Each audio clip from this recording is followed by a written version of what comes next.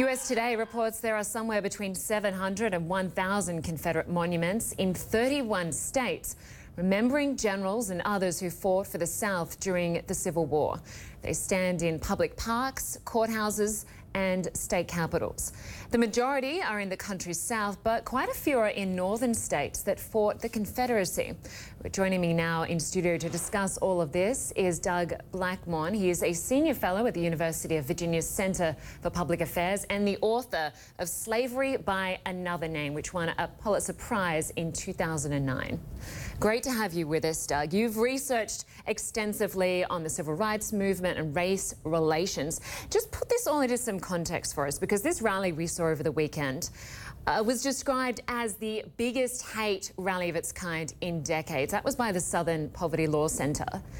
Why are these monuments so controversial?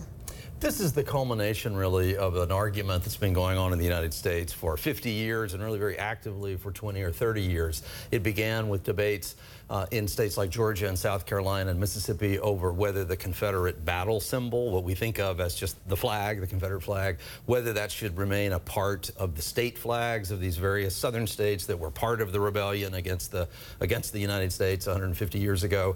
And so the fight began there, but it has now slowly shifted into monuments. But the important historical thing to remember about those monuments, and I'm the great-great-great-grandson of a soldier who fought with Robert E. Lee in the Army of Northern Virginia. But what's important to remember about those monuments is they really are not about the Civil War. They were mostly built 50 or 60 years after the Civil War. They are really from the 1910s and 20s at a time when white Southerners had reasserted control, and they were built to tell African Americans, you're not really the citizens that you think that you are. We're just looking at some pictures here of a monument that was pulled down in North Carolina last night. Clearly, there's a lot of anger around these monuments. Why are these such a rallying point for white supremacists? And who make up that group? Is it educated or uneducated, poor or wealthy? Who are the people that want to keep these monuments? I think you're seeing two things right now. One is there is a new generation of it's a very small group of people in reality, but there's a new generation of white supremacists in America who have actually learned from the past and learned that the KKK is a symbol that is almost entirely viewed in a negative way by almost all Americans. And so there's this movement away from the old blatant symbols and icons of white supremacy in the past, the Nazi symbol, even though we saw some of that on Saturday. But there are these new white supremacists who are trying to present themselves as something different from that. On the other side, you also have a generation of young Americans who are simply tired of all this. White Southerners, America has had 150 years to try to figure out how to remember the dead from the Civil War in a way that doesn't insult the living. And I think there now is just a frustration that this has gone on too long. And this is something that defenders of the monuments have brought on themselves. So what's the solution here? Because clearly police fear that there will be more rallies like this and more monuments destroyed.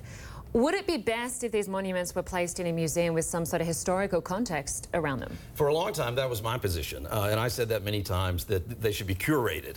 Either move them into museums, respect them as historical objects, put up a sign right beside them that explains that this is no longer the view of the community that erected this thing 100 years ago. That would have been among the kinds of responses that would have been appropriate, might have been a more peaceful way to arrive at all this. But those sorts of steps were resisted just as bitterly by the defenders, the heritage people, resisted all of that. And so what has happened is that now we've reached this place where there's a frustration that says just bring them down. And a week ago, I might have disagreed with that. Today, I think I'm probably of the view that it's time they come down. So you think all those monuments should be removed? I would have once said no to that, but I think we're at a point that when you're having these kinds of white supremacist activities in which there's an ISIS-style terrorist attack by an American, it seems, against other Americans, this has just gone on too long, it's gone too far. And just back to that earlier point I was asking you about, who are the white supremacists? Are they uneducated? Are they educated, poor, wealthy? It's a variety of things. For a long time, the Ku Klux Klan had, and the old the names we know, the things you're familiar with from the movies, that had largely died out. The KKK was a kind of joke 10 years ago or 20 years ago. And then you had these patriot groups, you had militia groups, these new kinds of right-wing, but not necessarily explicitly white supremacist, sort of Nazi genetic thinking kind of groups. That's not exactly what they were about, many of them.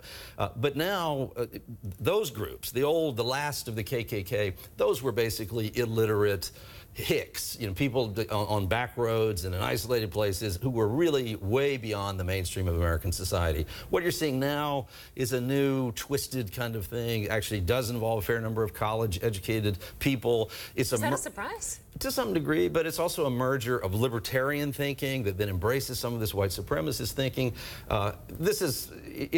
You can't write all of this off as illiterate, backwoods people, though that's a dimension of it.